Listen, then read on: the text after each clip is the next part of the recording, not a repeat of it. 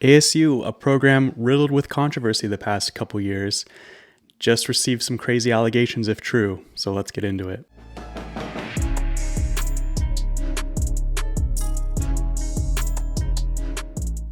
Alright guys, welcome into another video here with Peak Sports. I'm Weston and we're going to be going over ASU, a little bit of Herm Edwards stuff and everything that's going on over there. So this is from an article released by The Athletic. Doug Haller, I believe his name is, released an article about Herm Edwards and the firing and everything that's been going on at ASU. It sounds pretty dysfunctional.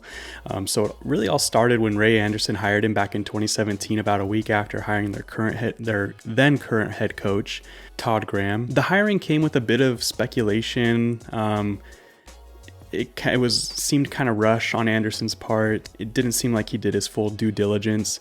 Kind of seemed like he fell in love with Herm Edwards the person and not necessarily Herm Edwards the college coach. Obviously Herm Edwards is a very personal person, gets along with everyone. He could see that. Was just thinking about all the great recruits that he could win over and bring to the program, and what he could bring to the culture. Fun-loving guy, funny guy, and has proven himself to be a competent coach. Edwards wasn't terrible at ASU. He went 26-20. Never lost to the rival in Arizona, beat them like 70-7, I think, one year. But really, it was said when he came in that he was going to bring a championship back to the desert, which was far from what he achieved. And this article and these allegations that are coming up about the coaching staff comes after accusations and an active investigation going on by the NCAA about ASU's recruiting violations that were done during the COVID-19 dead period, where they weren't allowed to bring in recruits, talk to recruits pretty much. And the allegations were that ASU staff flew in recruits, paid for their flights, had them stay with them, tour campus, I'm guessing, official visits, unofficial visits, which wasn't allowed during COVID-19. And the article goes on to say there was a reputation where Herm Edwards would kind of designate a lot of the responsibilities to his staff members and wasn't quite as versed in all the bylaws and all the little intricacies in terms of recruiting and what you can do and what you can't do with recruits. And that was kind of the reason why ASU is kind of in this mess, which it is a mess because it's hurting the recruiting, it's hurting their fan support. ASU is really kind of in a tough place right now.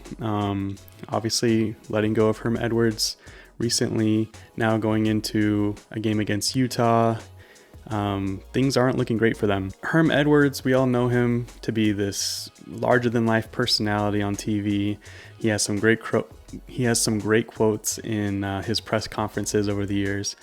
And it was said in the article that he may have established a bit of a loose atmosphere during his time at ASU, that the athletes weren't held up to any kind of rules. It was more of a standard where if kids would show up late or if a play didn't run perfectly, they wouldn't go over it again in practice, things like that. And it's hard not to argue that it didn't translate onto the field. I mean, in 2021, they were one of the most penalized teams in the country. ASU kind of has a reputation for being undisciplined, and it's alleged that Herm Edwards didn't quite have a very good influence on that. Not to say that he wasn't a good coach or that the athletes didn't like him.